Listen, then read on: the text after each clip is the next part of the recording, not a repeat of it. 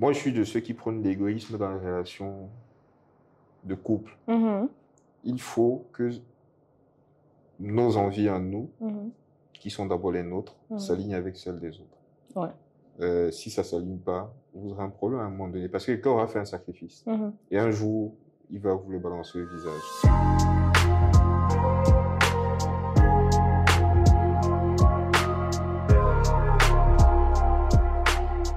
Bienvenue sur The Realness Podcast, votre safe space pour les trentenaires et plus, où on aborde tous les sujets tabous qui, souvent des fois, causent des petits couacs dans le quotidien. Aujourd'hui, on reçoit Ellie, un trentenaire qui n'a pas de mal à parler de sa situation de célibataire.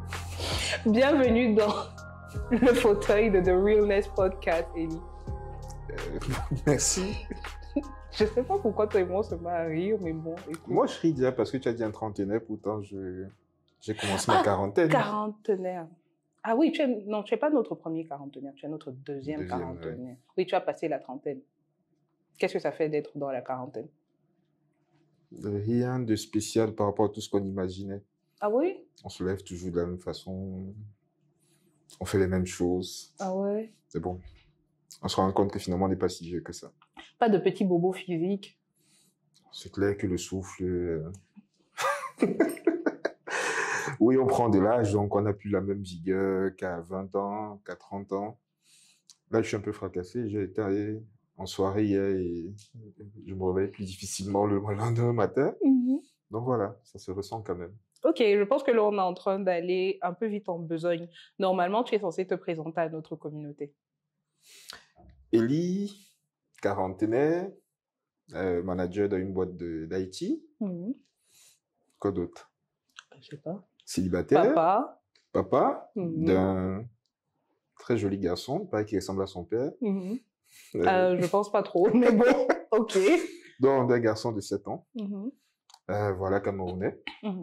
Bon, après, j'imagine que la suite, on va découvrir dans l'échange. Tout à fait. Donc, aujourd'hui, enfin, avant qu'on ne commence à poser les questions, je voulais quand même dire aux gens comment est-ce que j'en arrive à te proposer de venir sur le podcast.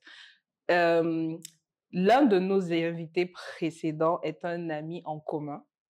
Et c'est comme ça que je t'ai connu, mais aussi je t'ai connu sur les réseaux sociaux, où de temps à autre, tu prends la parole sur moult sujets, notamment. Et la dernière fois que toi et moi, on se voit, il y a quelques jours, tu me parlais justement du fait que le mariage n'est pas une fin en soi. Les gens le disent souvent, mais l'entendre dire de la manière dont toi tu le disais, c'était assez particulier. Est-ce que tu veux bien élaborer là-dessus? Oui, bon, arrivé à 40 ans comme je le suis, à une situation, on va dire, sociale, plus que stable et correcte, les gens se posent sur la question du pourquoi est-ce que je vis seul, parce qu'après mon fils, il vit pas avec moi, il vit avec sa mère, mais bon, il passe les week-ends chez moi. Donc il y a toute cette question-là qui revient, pourquoi? Et pourtant, c'est une question que je me pose pas du tout. C'est que, voilà, j'aime toujours dire aux gens, c'est pas toujours drôle d'être célibataire, mais je pense que dans l'absolu, je suis la plupart du temps plus content d'être célibataire que de ne pas l'être. Ça a ses avantages, ça a ses inconvénients. Et ce n'est vraiment pas un problème pour moi. C'est pas un sujet où je me couche la nuit, je me dis j'ai raté quelque chose dans ma vie. Non, au contraire, je vis bien. Et donc voilà, et ça surprend souvent les gens, mais c'est comme ça. Est-ce que tu as toujours été dans cet état d'esprit? J'ai envie de dire oui. Ok. Dans les cases que j'avais à cocher, dans mes objectifs de vie, il n'y a jamais vraiment eu me marier. Alors, maintenant, il faut dissocier le fait de se marier, d'avoir des compagnons, d'avoir des gens dans sa vie. Pour moi, le mariage, c'est plus une institution sociale qu'autre chose. La preuve, c'est qu'il y a beaucoup de gens qui se marient alors qu'ils ne s'aiment pas du tout. Il y a des gens qui vivent en simple système alors qu'ils ne sont pas mariés. Donc, je n'ai jamais positionné le mariage comme vraiment une case spéciale à cocher. Je n'ai rien contre le mariage. Hein. Oui. Ça aurait pu m'arriver. Ça aurait pu? Oui, parce que je me suis retrouvé dans une situation où j'ai eu envie de le faire. Ok. C'est pas allé jusque-là, mais pour dire que techniquement, je suis pas de ceux qui disent que non, le mariage c'est mauvais et tout. Mais je pense qu'il faut pas se marier parce que la société dit qu'il faut absolument se marier à un moment donné dans sa vie. Donc c'est plus ça. Bon, tu dis que tu as toujours pratiquement été dans cet état d'esprit. Mais en sachant l'environnement dans lequel on vit, les gens autour de toi, qu'est-ce qu'ils ont souvent pensé de ta manière de voir les choses? Ah, bon, tu m'as dit qu'il y a eu beaucoup de pression, la famille, les amis, même au boulot. J'ai souvent envie de dire que j'ai même la chance d'avoir un fils parce que peut-être on se serait posé On se serait posé des questions. des questions. Oui, tout le monde ne comprend pas forcément. Mais après, avec du temps, parce que je pense qu'il y a aussi beaucoup d'hypocrisie dans la société. J'ai Mhm, la chance quand même d'avoir dans mon entourage, que ce soit des amis, des proches, qui disent aussi la vérité sur ce qu'ils vivent dans mhm, leur vie de mariés, par exemple, mhm, qui ont l'honnêteté de reconnaître que c'est pas toujours forcément drôle. On est société où les gens assument, j'ai envie de dire, leur égoïsme parce qu'en fait, la société nous impose souvent de ne pas l'être. Et il y a plus de divorces aujourd'hui parce que les gens essayent, ils se rendent compte que c'est pas forcément une bonne chose à faire, mhm. ou bien avec ces personnes-là. Donc, dépression, il y en a. Euh, Beaucoup moins aujourd'hui parce que tous ceux qui étaient en mesure de mettre une forme de pression ont déjà essayé, se sont rendus compte que Que ça c'était se pas sous fait. le coup de la pression Mhm. que je flancherais, mais ça n'empêche que de temps en temps, comme toi, du jour, on se dit, mais ah bon, t'es pas marié, pourquoi t'es pas marié? Donc, je suis habitué déjà à ces questions-là. Mais le fait qu'aujourd'hui, justement, toi, tu es complètement en paix avec l'idée de peut-être pas particulièrement penser au mariage et que tu abordes ta vie sous un autre angle, est-ce que tu penses que ça a une incidence dans tes rapports aux femmes, par exemple? Forcément. Euh, Parce que si tu as en face de toi quelqu'un qui n'a pas le même état d'esprit, euh, ça peut être facilement un sujet, un Mhm, problème. Après, comme je dis, dans l'absolu, vu que je ne me l'interdis pas, je ne m'engage pas dans des relations me disant non, je vais absolument pas me marier. Moi, je pense que le mariage est quelque chose qui se fait naturellement. Des gens doivent vous donner envie de le faire par ce qu'ils sont mhm, et pas parce que on a décidé qu'il faut le faire. mhm, Donc, oui, si tu as en face de toi quelqu'un qui est allait arriver à ses 30 ans, je dois me marier à 30 ans, je tombe sur lui et il n'est pas forcément dans cette posture-là, oui, il y aura un problème. mhm, Et moi, je suis bien content qu'il y ait un problème à ce moment donné là, parce que, en fait, c'est pas toi qui intéresse la personne, mais ce statut que mhm, vous allez avoir. mhm, Donc, avec ce genre de personnes, ça peut être un problème. mhm. Mais avec d'autres, non, Ok. parce que je connais d'autres personnes qui c'est pas le sujet. Mhm, Parce que peut-être ils l'ont déjà expérimenté ou pas, parce que peut-être ils sont arrivés à un niveau de leur vie, ils ont compris aussi que c'est pas une fin en soi. mhm. Non, ouais, ça dépend des personnes en face.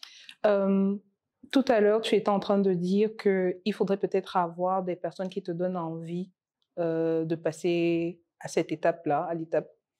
Est-ce qu'il faut qu'on dise l'étape supérieure? Je ne sais pas. Étape Hmm, suivante. oui, suivante, c'est mieux. OK. Mais avant de peut-être parler de la partenaire que aurais en face de toi qui éventuellement te donnerait envie de le faire, est-ce que toi, dans ton enfance, dans ta jeunesse, tu as eu des gens qui t'ont donné envie d'aller vers ce chemin, d'emprunter ce chemin-là?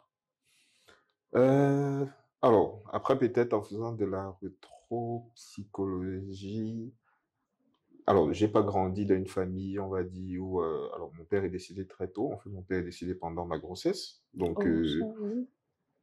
ça fait tout ce Comment? petit effet, c'est Oui, bien avec les femmes. Quand tu leur dis ça, ouais. pas avec moi.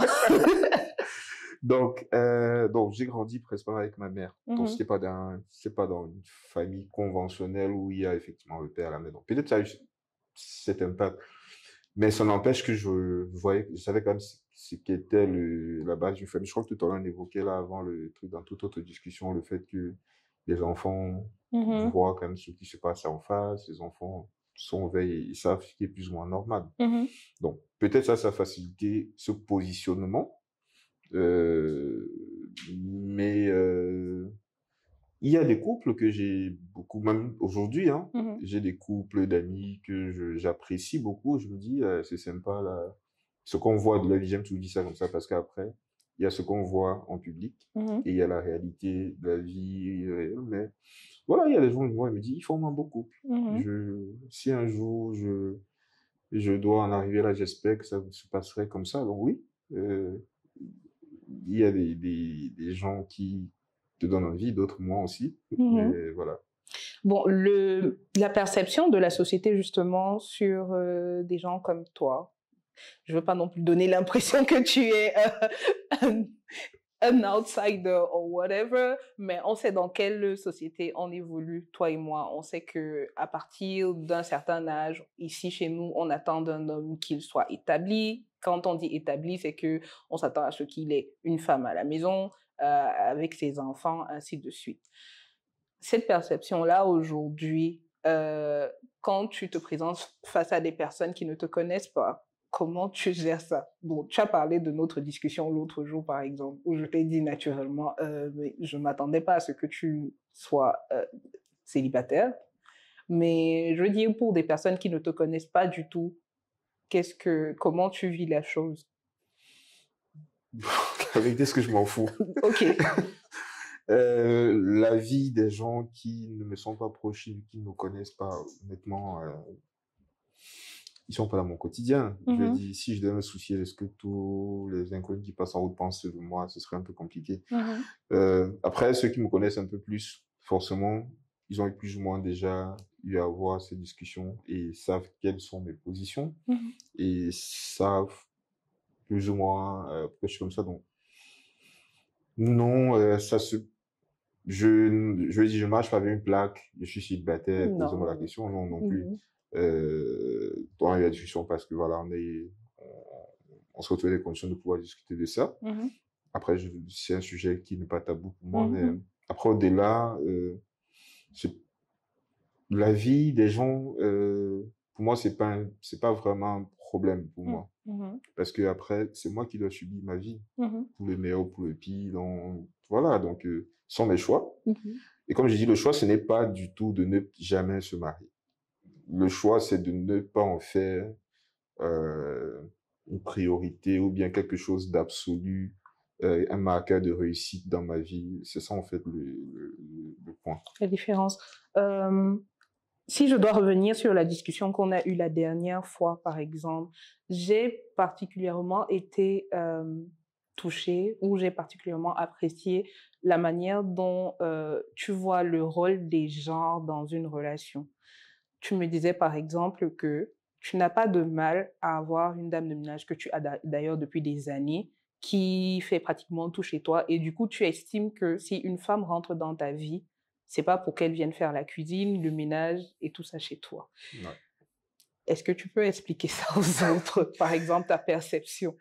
Oui, ce que beaucoup de gens disent souvent, à tort, malheureusement, je trouve, c'est, ouais, il te faut une femme parce que faut que comment tu vas gérer la bouffe chez toi, comment est-ce qu'on va tenir ta maison, comment tu le fais. Je dis, ça, c'est pour moi le rôle d'une dame ou d'un homme de ménage, enfin, d'un personnel de maison. Mhm. On n'épouse pas des enfants des gens pour en faire du personnel de maison. Donc, si je marie, ou bien même lorsque je suis en couple, le rôle d'une femme dans ma vie, c'est pas de... Si elle veut le faire, hein, pour me faire manger, elle peut faire tout ça, mais c'est pas son devoir pour moi. Mhm. Idéalement, je préfère que son devoir soit d'aller chercher de l'argent aussi.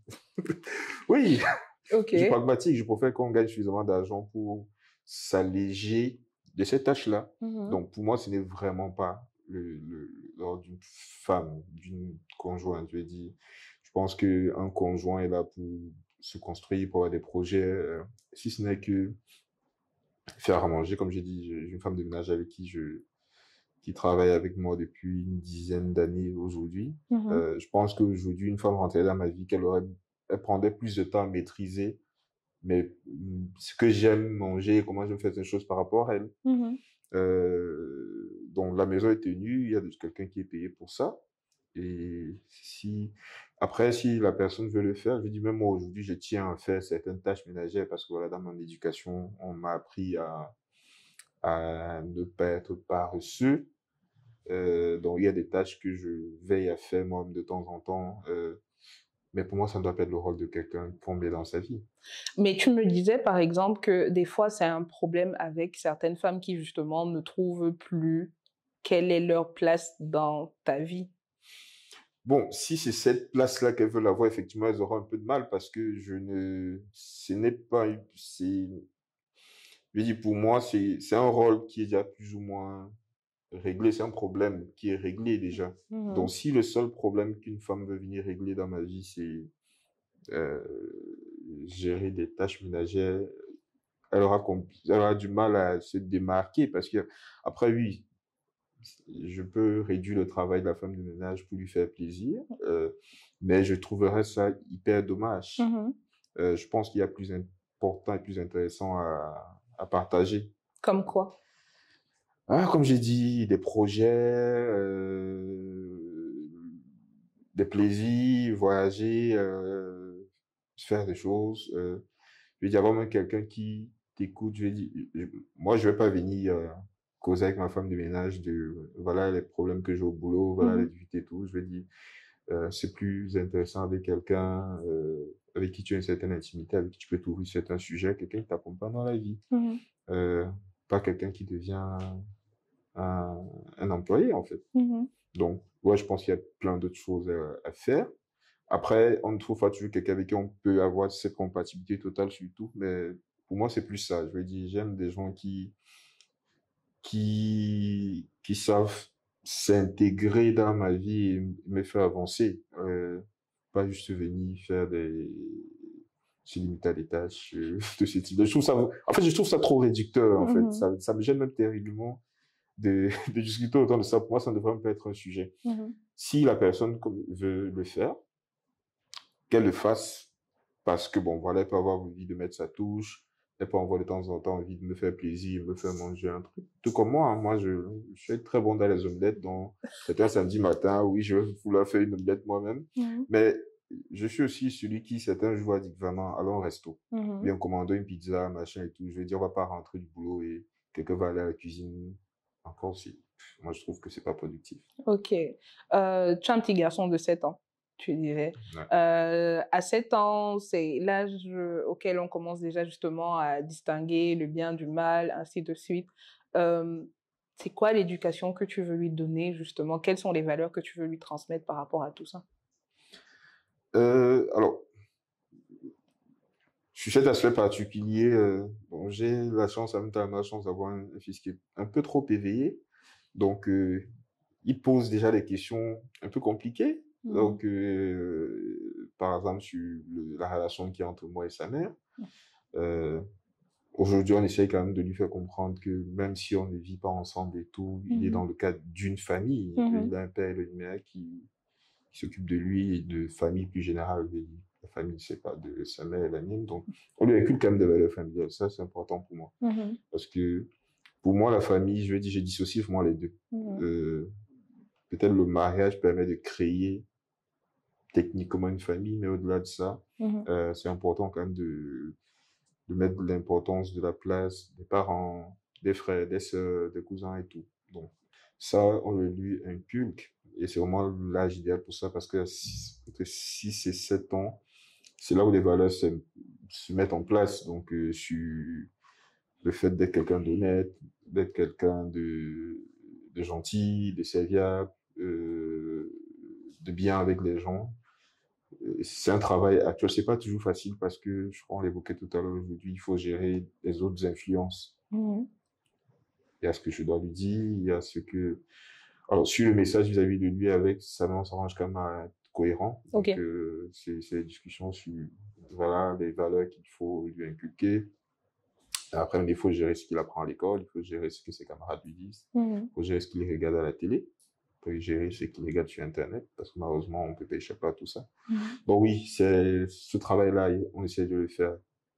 Aujourd'hui, est-ce que tu voudrais avoir d'autres enfants? Non. I knew for a fact.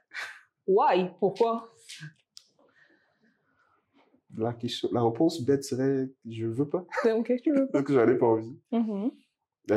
Tout simplement, non. Là, à l'état actuel des choses, non. Je n'ai pas envie de faire un autre enfant. Ok. Tu penses que ça pourrait changer éventuellement si tu te retrouvais dans une relation où la personne en face, elle, éventuellement, veut des enfants? Pour le moment, non. Je ne pense pas que ça changerait. Ok. C'est pour ça que tu m'as dit, par exemple, que tu pensais à la vasectomie. Oui. Tu n'as pas peur à l'idée de Clic, clic. C'est des choix. Dans la vie, il faut qu'on fait des choix, il faut les assumer. C'est pas quelque chose à laquelle je pense depuis 2-3 mois. Je veux dire, c'est une idée que j'ai depuis plusieurs années. Ok. Et j'évoquais le fait que tu as dit trentenaire, je disais quarantenaire. Oui. Et dans mon esprit, à mes 40 ans, ça s'est confirmé encore plus dans mon esprit que je n'ai plus envie d'être père. Enfin, j'ai envie d'être le père de mon fils. Oui, bien sûr. J'ai plus D'être à envie nouveau de père. procréer. Oui. On va dire ça comme ça. Ok. C'est quelque chose qui m'intéresse plus forcément. Est-ce que tu as déjà pris des informations par rapport à la procédure? Je suis totalement Tu es documenté calé. dessus. Il faut juste que tu passes à l'action. J'ai même déjà identifié un médecin au Cameroun qui le fait. Non. What the hell? Ben, rassure-toi, même lui, il a voulu me décourager. J'imagine, on essaye toujours de décourager dans les deux sens, encore plus chez la femme, je pense. Mais c'est réversible, je crois. Techniquement, oui. Oui. Mais on préfère dire aux gens, en y allant, dites-vous que la réversibilité n'est pas garantie. Mais dans l'absolu, c'est possiblement réversible. Mais il y a des risques que...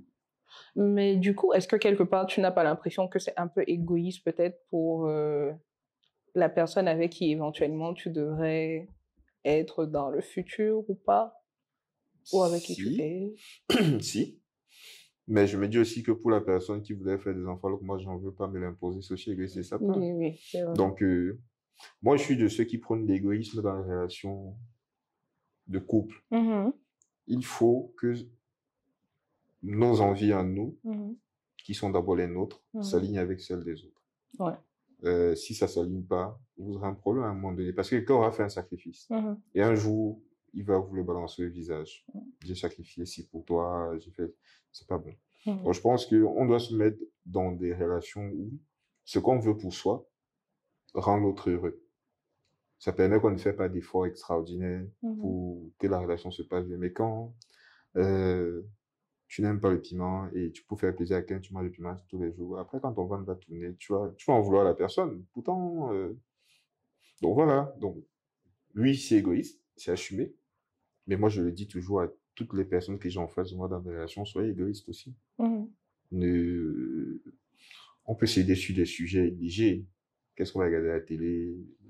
Oui, ça va, c'est pas critique, mais sur des sujets importants, je pense qu'il n'est pas bon d'essayer. Mais aujourd'hui, si tu rencontrais quelqu'un qui, elle, en face, a déjà plusieurs enfants, est-ce que c'est un scénario qui te dérangerait? Le fait qu'elle ait des enfants ne poserait pas de problème. Ok. Le nombre d'enfants importe peu. Bon, après, le nombre d'enfants, ça... Bon, après, il faut aussi peut-être comprendre pourquoi est-ce que je veux plus d'enfants. Ok, pourquoi? C'est pas... Pour moi, il y a une charge mentale qui a derrière la procréation et le fait de... Parce qu'après, l'enfant de quelqu'un, même si on aime la personne n'importe comment, on n'a pas la même pression vis-à-vis de cet enfant-là que lorsque c'est le sien. Je vivrais avec quelqu'un qui a un enfant. Mon fils ne vivrait pas avec moi, que j'aurais quand même techniquement plus de pression sur comment se porte mon fils et tout. Il faut être honnête, après cette étape, dire non, c'est comme mon enfant, oui, c'est peut-être comme ton enfant, mais ce n'est jamais totalement ton enfant. Aussi ton enfant. Donc aujourd'hui, j'estime que je n'ai pas la force et l'envie de supporter cette charge mentale. Ok. Parce qu'un enfant, c'est d'être disponible, déjà, il faut avoir la chance que l'enfant naisse normal. Moi, je me rappelle quand mon fils est né, je vais d'abord regarder si tous ses membres étaient normaux et tout. Je vous la marche, je lui dis, c'est un stress permanent. C'est pas qu'une histoire d'argent.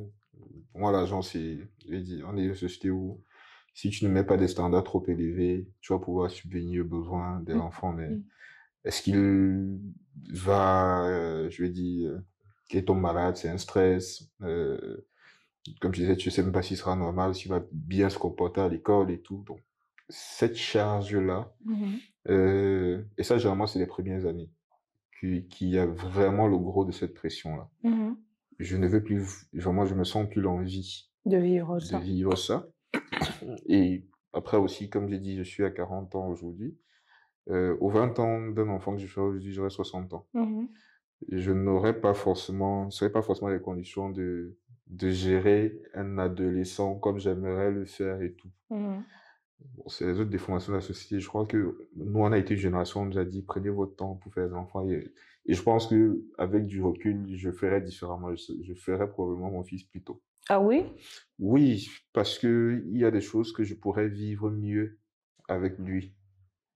Comme je dis aujourd'hui, si je fais un enfant aujourd'hui qui a 20 et 60 ans, s'il veut aller, je sais pas moi, s'il veut aller en boîte, je peux plus l'accompagner en boîte. Je suis trop fatigué pour ça. Mhm. Il y a peut-être même une déconnexion entre ce qu'il vit et mes réalités. Mhm. Donc, c'est un peu tout ça qui fait que je ne veux plus avoir d'enfant parce que je pense que je ne pourrais plus, je vais subir un peu ce moment-là et je suis pas sûr de me donner autant que je veux. Donc maintenant, après, on va poser la question si je suis avec quelqu'un qui a déjà un enfant. Pas un Euh, seul, plusieurs.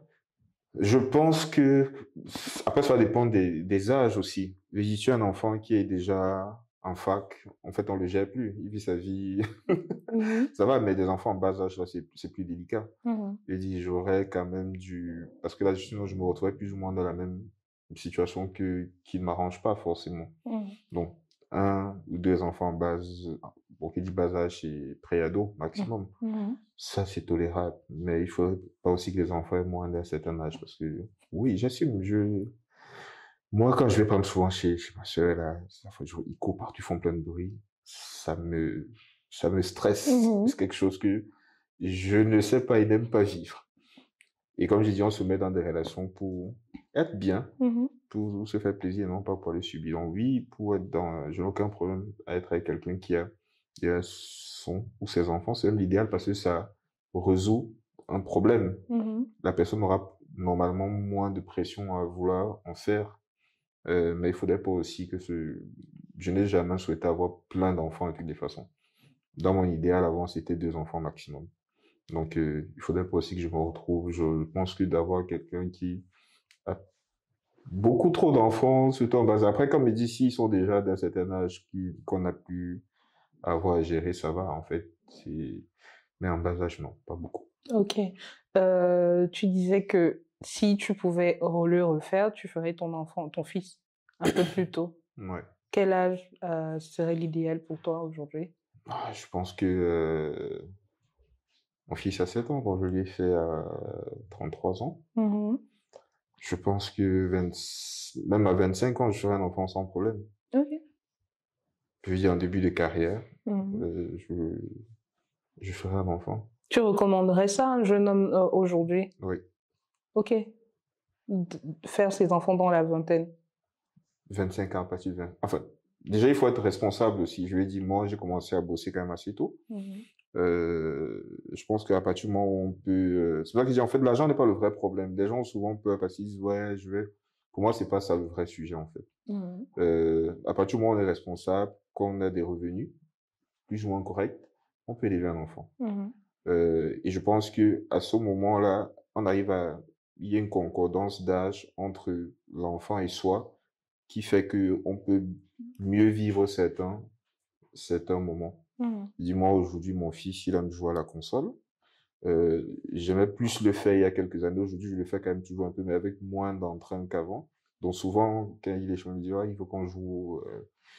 Je joue, mais je vais dire, je n'ai plus le même entrain Mhm. qu'avant. Je n'ai plus je n'ai plus la même passion là-dedans. Il y aura peut-être d'autres envies comme ça qu'il aura Mhm. et que j'aurais peut-être du mal à connecter dessus. Donc, c'est pour ça que je pense que voilà, tu as 25 ans d'écart avec ton fils. Je pense que c'est un bon écart. Mhm. 25 ans, 25 ans. Ok. Ouais. Mais il faut pouvoir s'en occuper. Donc, il faut déjà gagner sa vie. Ok. Euh, je pense on va passer à la dernière partie de notre épisode. Le principe est assez simple. Ça s'appelle au pif. Je te pose des questions à la va-vite et tu dois me répondre au pif.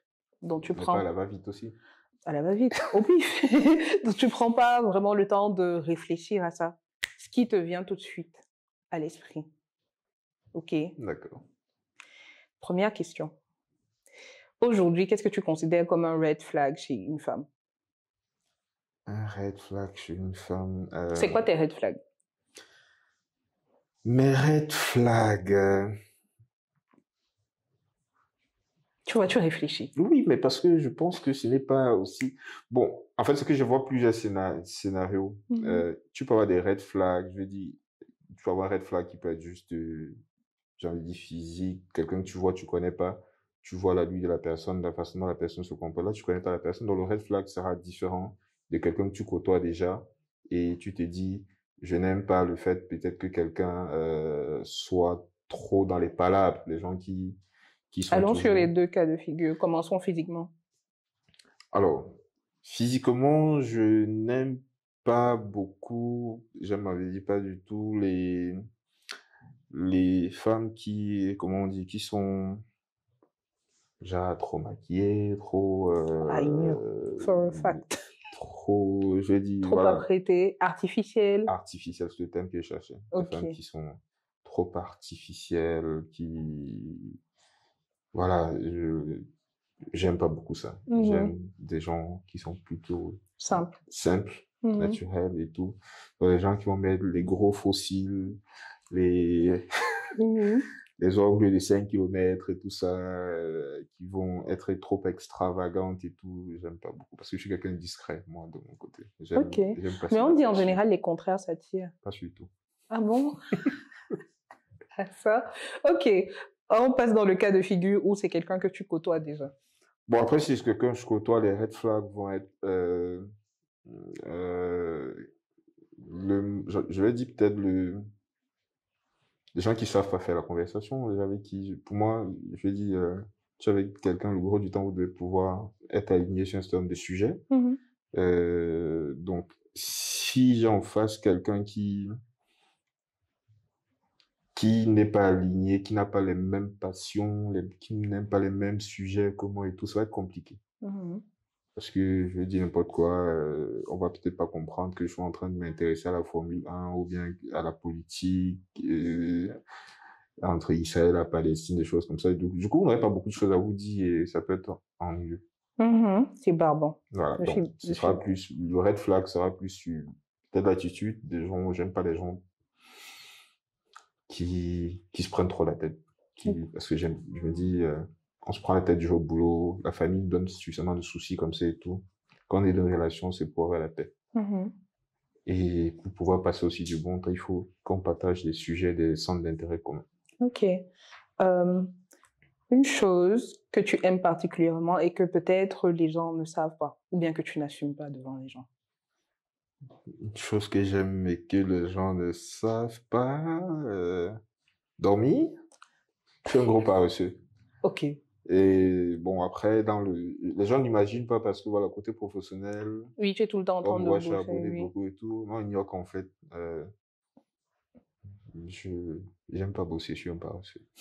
À quoi ressemble une journée idéale pour toi? Idéal. Normal ou bien idéal? Idéal, pas normal. Ah, une journée idéale, c'est d'abord une journée, je vais dire, après un voyage, donc, où je ne suis pas dans mon environnement normal, où idéalement je suis ailleurs, où je n'ai pas de pression justement, où c'est pas un voyage pour le boulot, où je peux dormir jusqu'à 10 heures.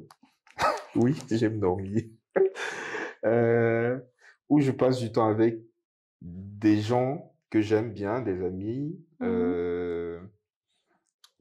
et où je bois au moins de ice. Désolé pour la publicité. Tu vois, ils n'ont pas fait de placement publicitaire ici. Mais bon, la chose qui te motive le plus? La chose qui me motive le plus, c'est rendre fiers ceux qui me sont chers. La chose dont tu as le plus peur? De ne pas réussir à rendre fiers ceux qui me sont chers. Des choses dans cette tâche-là. Et qu'est-ce qui te rend optimiste par rapport à l'avenir? Le mien ou bien l'avenir de façon générale? Le tien. Ce qui me rend optimiste, c'est que je suis plutôt sur les temps de passage dans ma vie que je m'étais plus ou moins fixé. Il y a un certain nombre de bases qui ont été mises en place et j'ai un certain nombre de projets qui se passent comme je le souhaite. Donc, ouais, je pense que si on me posait la question aujourd'hui, est-ce que j'ai réussi ma vie, je dirais plus oui que non. Donc ça me rend optimiste. Ah, ça c'est beau, ça. C'est tout vrai. Peut-être un dernier message pour les plus jeunes qui nous regardent aujourd'hui. L'idée du podcast, c'est vraiment de donner une base à nos cadets pour qu'ils se disent qu'il y a mille et une façons de réussir sa vie. Donc, qu'est-ce que toi, tu leur dirais aujourd'hui?